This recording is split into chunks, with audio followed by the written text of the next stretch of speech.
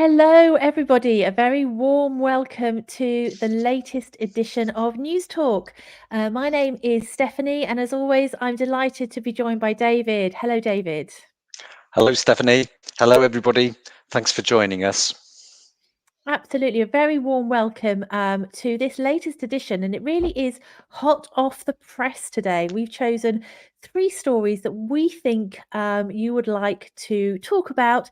Very different stories as always, so hopefully there's something in there for everybody. Yep, we are going to be giving you our opinions about these stories, and we so want to hear from you. What do you think? What's your opinion? Please type in the chat. We'll be asking lots of questions. So let's get started, shall we? Absolutely. Lots of people saying hello already. Yusuf, Ud, Vesna, and Larissa. Hello to all of you. So, this is News Talk. It's designed to be, as we said before, stories that are making headlines across the globe. The idea is you can listen to us talking about these stories, add in your opinions, and of course, learn some useful vocabulary along the way. Shall we find out about our three stories this week? Right, so we're starting with a political hot potato, and we're asking the question, who is now likely to be the next president of the United States? Any idea? It really is, as David says, a very hot topic, this one. Have you heard about this story? What do you think? That's going to be story number one. Story number two, something very different. We're talking about France, and we're asking what action is now a constitutional right in France? Do you have any idea? Do let us know. Yeah, again, it's France leading the way in this regard. And then finally, a bit of fun. I'm sure you know the answers, but we want to hear what you think about this, what you think about the winners, not just one big winner, but we're starting with the question, which film was the big winner at the Oscars yesterday? Absolutely. So, as we said, three very different stories there.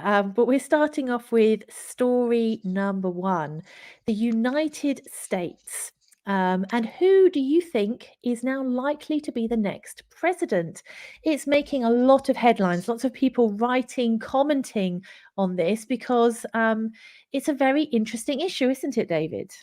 It certainly is. And what happened, because in the United States they had what they call the Super Tuesday, and this is a very critical moment in this run up to the election, and it's when a certain ex-president was extremely successful, and I think everybody knows who I'm talking about.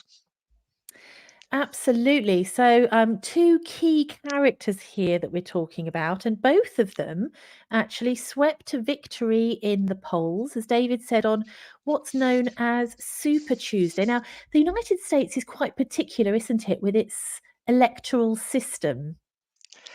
Yeah, it's not that dissimilar to ours, I think, but insofar as you actually have an electoral college, and it's the members of the college who then decide who will become president and vice president. So you don't vote directly for the president or the vice president.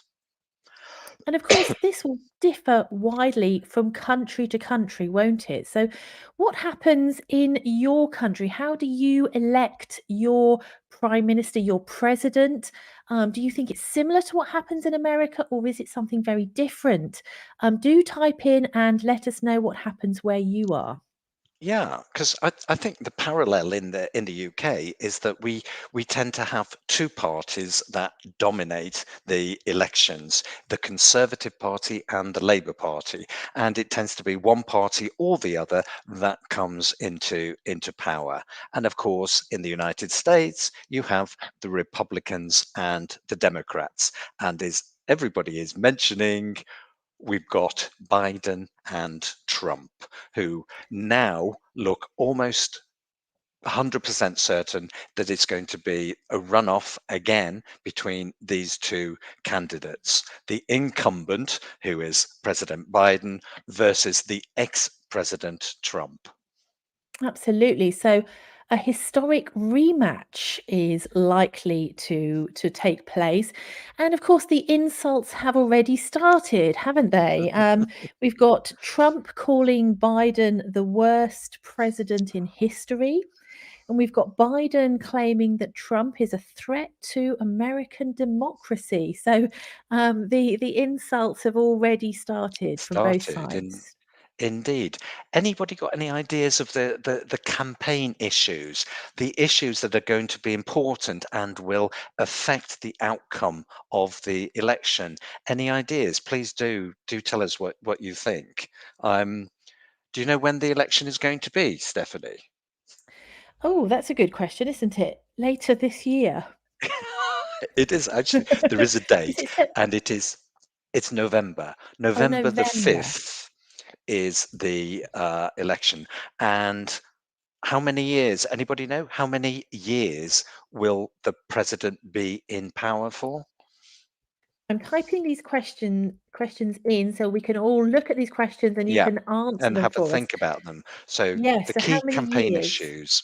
Yeah, yeah, and of course we are not eligible to become president because you have to be at least 35 years old, resident in the US for at least 14 years, and you have to be a natural born citizen of the United States. And yes, we've got lots of people getting it right. Yes, it's 4 years. It's a fixed 4 year term each time. So that's why you can forecast when the election is going to be, and also the inauguration when they officially make the president. That is always in January, the January of the following year. Um, yeah, I think culture is possibly. I think you that's a very interesting comment. I think that will form part, and you're possibly also referring to the whole idea of democracy that people do say is under threat. What's Um, interesting as well, I think, is what local Americans, the normal everyday American is saying. And of course they're very disappointed by this. I think both opinion polls show that both Trump and Biden actually have very low approval ratings. So neither of them are particularly popular with the voting public, which is interesting, isn't it? Yeah, I mean, that's so true, because I think a lot of people think, well, we have no choice. We don't really want either of these candidates, Mm. but that's all there is. That's the What's the only choice option? there Yes. is. Yeah, yeah, yeah. But other issues, I mean, possibly the biggest issue, and that certainly ex-President Trump is focusing on is immigration and the economy, those which tend to be the top concerns for voters. And I think in most countries, I don't know, in the UK certainly, and I don't know, in your country, is it the same? It's always the immigration, economy, um, Yes, let us know education. what's important in your country, as David said. Do type in the chat. Larissa saying the president is an important figure for her country. Biden supports Ukraine in the war. Yeah, yeah, well, and supports getting the money, the financing to support the war effort in Ukraine. Yeah, and Umid, yes, you are right as well. Yeah, a 4 year term.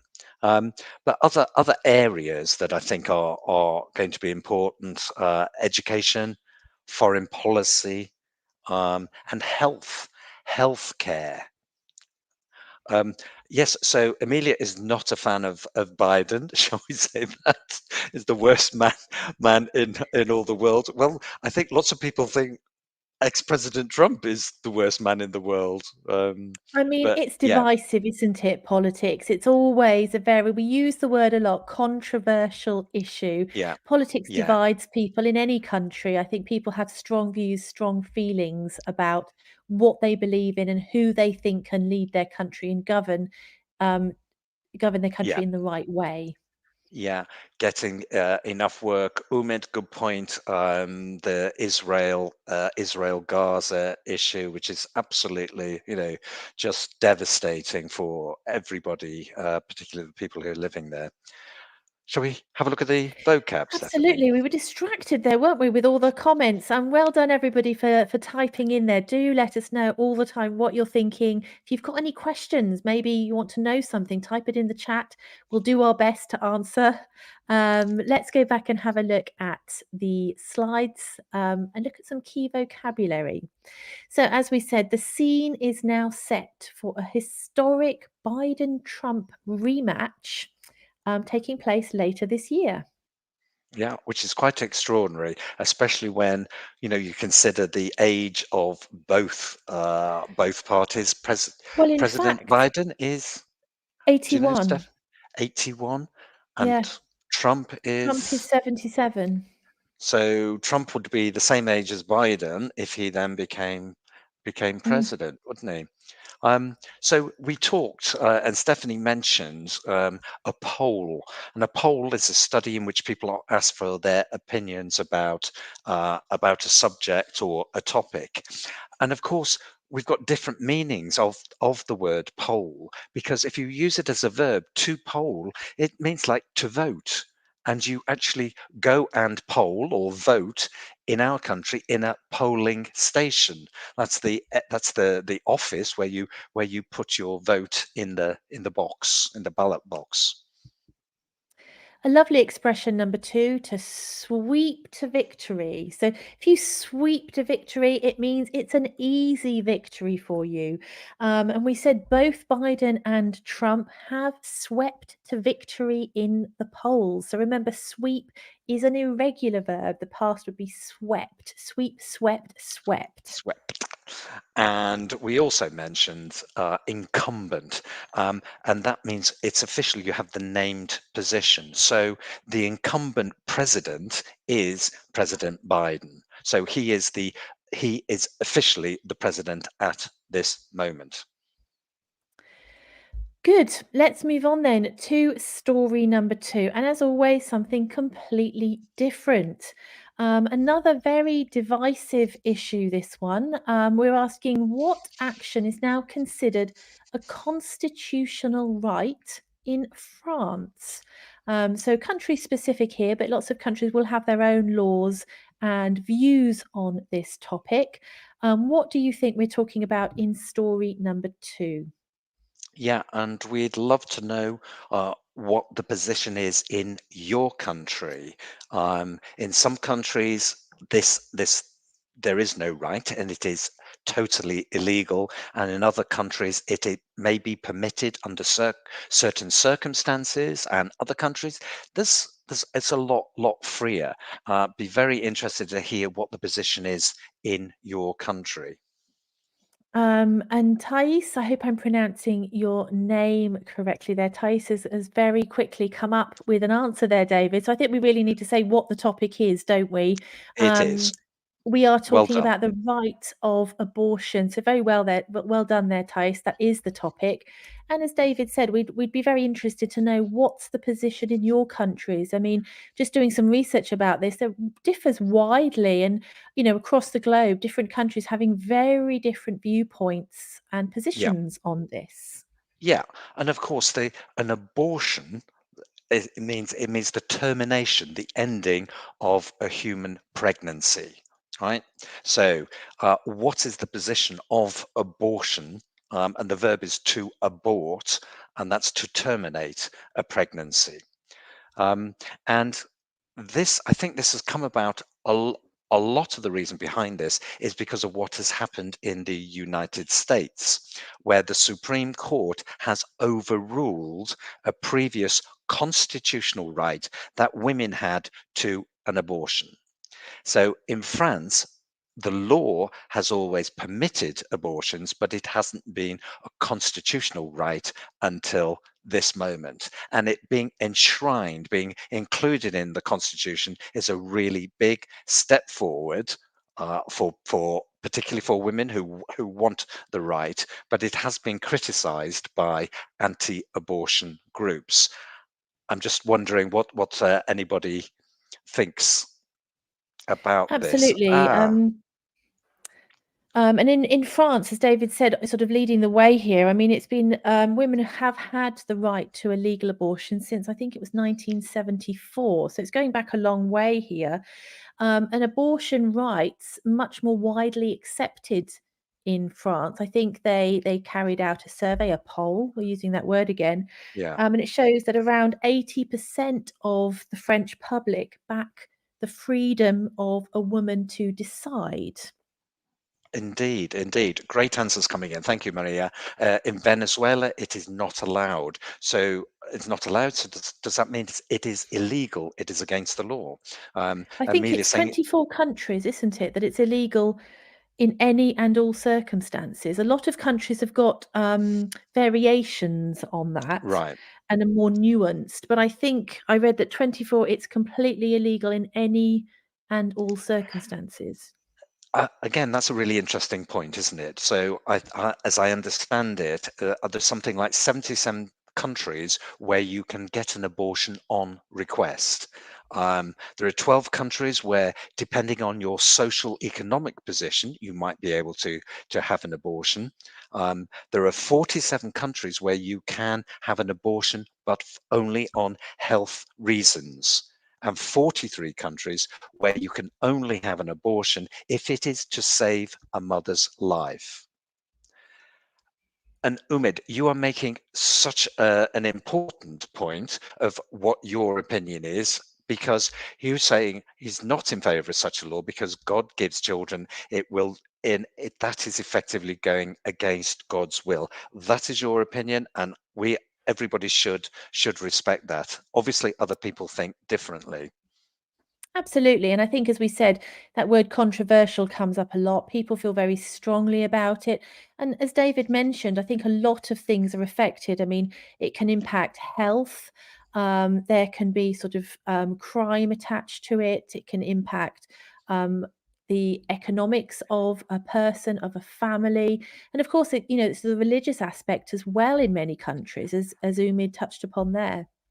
Agreed. It can have a huge impact. I mean, if we look at continents, I mean, Europe, I think, is about 75% of people who say abortion should be legal. Whereas in certain African countries, I believe, like Kenya, Nigeria, South Africa, that most people say, like Umid, that it should be illegal in all or at least most cases. Absolutely. I think I was looking at again at those countries that it's completely illegal in any circumstance. I think in Europe, Andorra, Malta, and San Marino sort of fall in that category. But like I said, it's sort of scattered across the globe, so it really is a very important issue in your country. And different countries obviously have very different viewpoints and different stances to take. It is, and of course, it is an election issue in the United States as well. It is having such a big impact there. So, yeah, I think this is a topic that is going to run and run. Absolutely. Shall we have a look at some vocabulary here, David? Yeah. Okay, so let's go back to our slide here. So, as we said, it's abortion that's the topic here. French lawmakers make abortion a constitutional right. So, constitutional, and the noun is constitution. So, the constitution is the set of political principles by which a state or a country is governed, especially in relation to the rights of people it governs.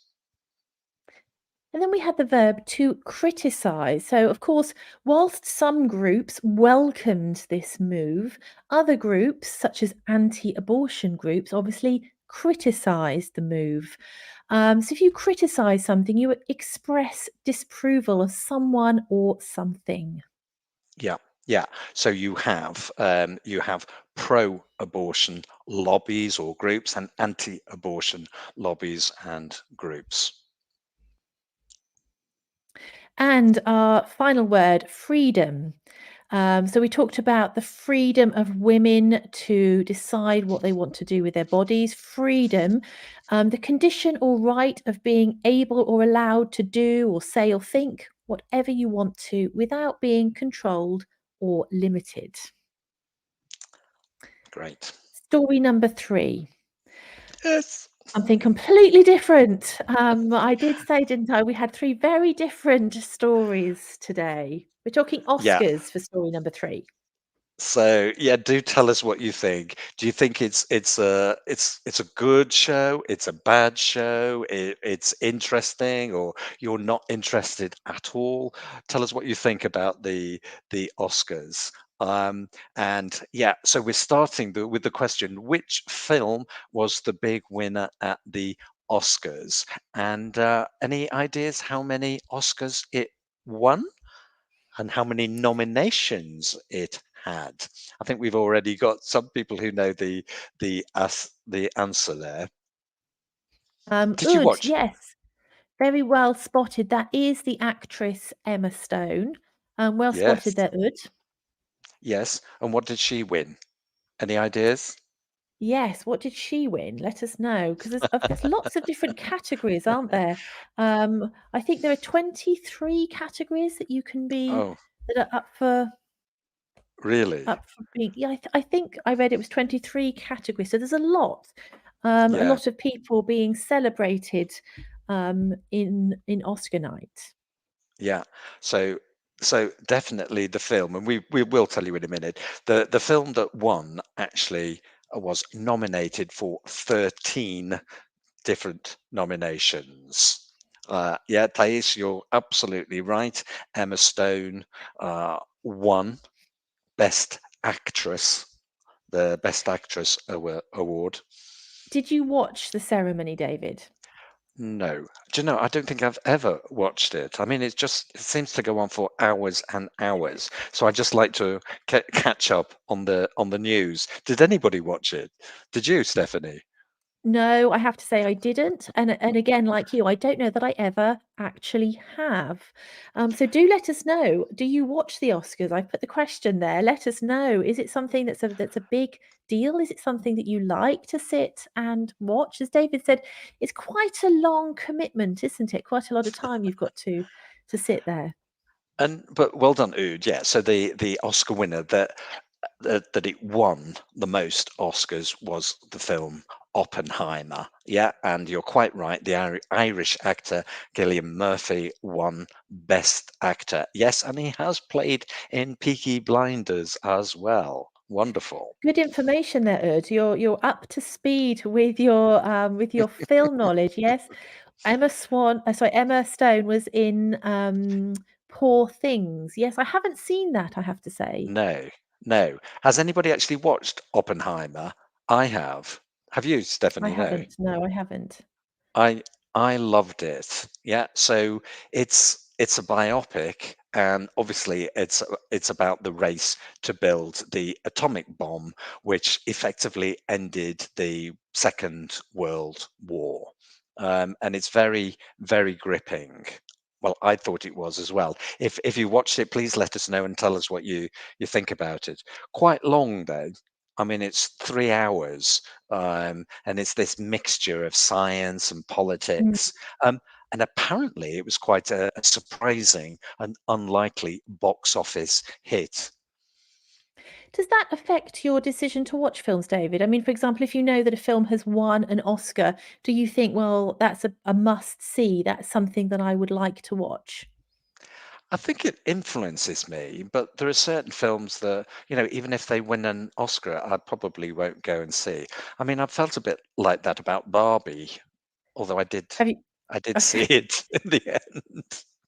I I haven't seen didn't Barbie enjoy either. it. I didn't You enjoy it. didn't like it? No, I was gonna say no. I've heard mostly good things about Barbie. I haven't seen it myself, but again, if you've watched Barbie, do let us know. So we're asking, have you watched Oppenheimer? And something a bit different, um, have you watched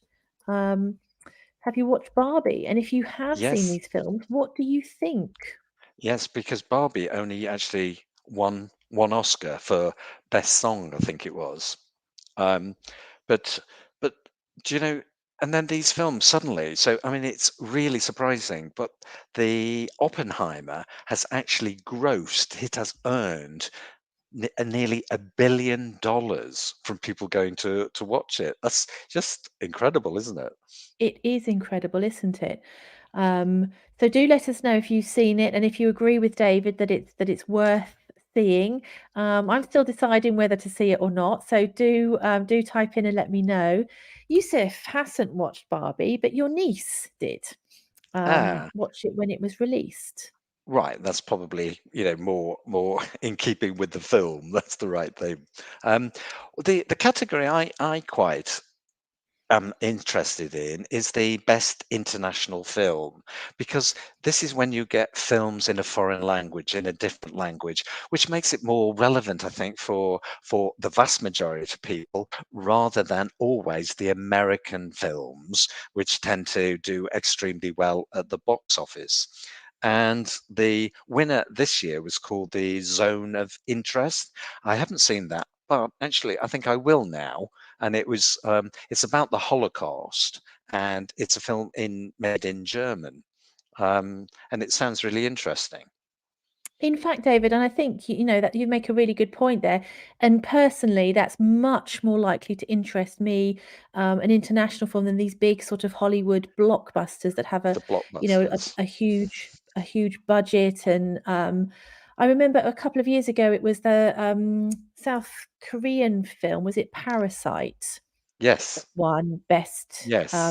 best international film, and I went to see that and thoroughly enjoyed it, and I have to say it's possibly something that I would not have known about otherwise, so definitely a good way of bringing these films into the public's awareness.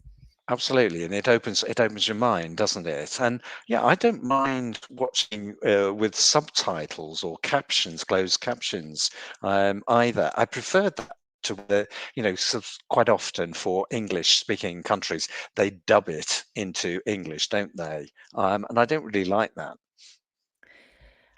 Tice was saying, "I'm disappointed because I was expecting Anatomy of a Fall would win."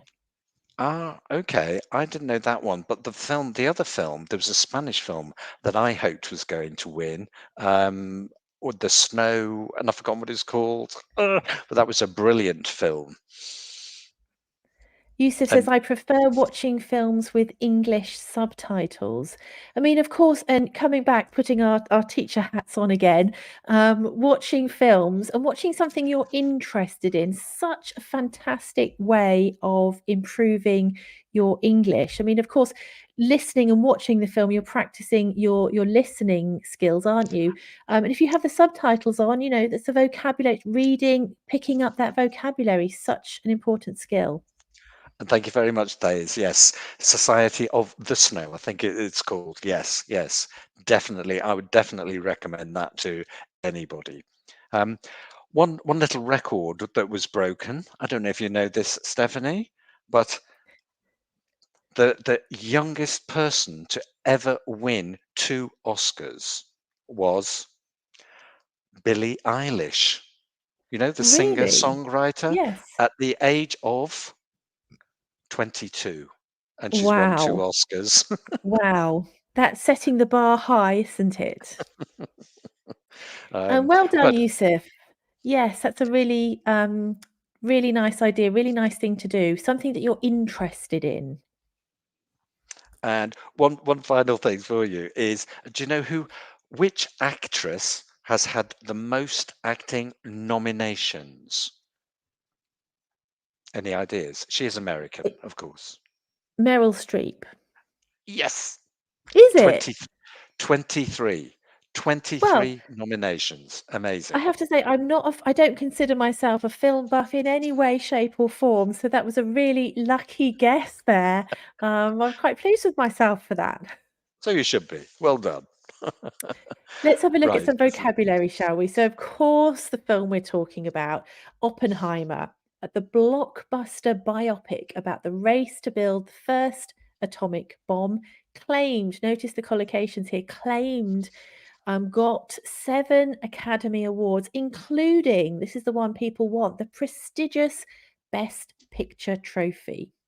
So it's vocabulary there. So a blockbuster is a really successful film that made a lot of money, and Hollywood is absolutely renowned for making blockbusters because that's the industry. Absolutely. The second word we've got here, a biopic. Now, a biopic is a film that tells the story of someone's life. So it's a genre that can be very, very popular. A lot of people like to read books and watch films that are telling the story of somebody's interesting life. Yeah, yeah, and it's biopics and serious dramas that are most likely to win the Best Picture at the Oscars. And yeah, as Stephanie says, it is a prestigious prize. The best trophy, the Best Picture trophy is a very prestigious prize, and prestigious means very respected and admired, usually because it is important. Some great vocabulary there. Um, and thank you to all of you for typing in your answers as well. Time flies, and that brings us to the end of this week's edition. Three very different stories that we talked about, but really important to be able to express yourself using the right vocabulary and, of course, explain what you think about these topics. It is indeed. It's really important and really useful. And Stephanie, we were talking before, we try and give you topics that are absolutely in the news, and some of them might be a bit controversial, but it's important to be able to express yourself in English about these things. Thanks Absolutely, we for really believe joining that. us. Yeah, so big thank you to all of you. We look forward to seeing you next time with some more stories. We don't know what they'll be, but we guarantee they'll be interesting and something for us to discuss. So please do join us live next time for some more news talk. And in the meantime, have a good week. Bye bye. Thank you, everybody. Goodbye.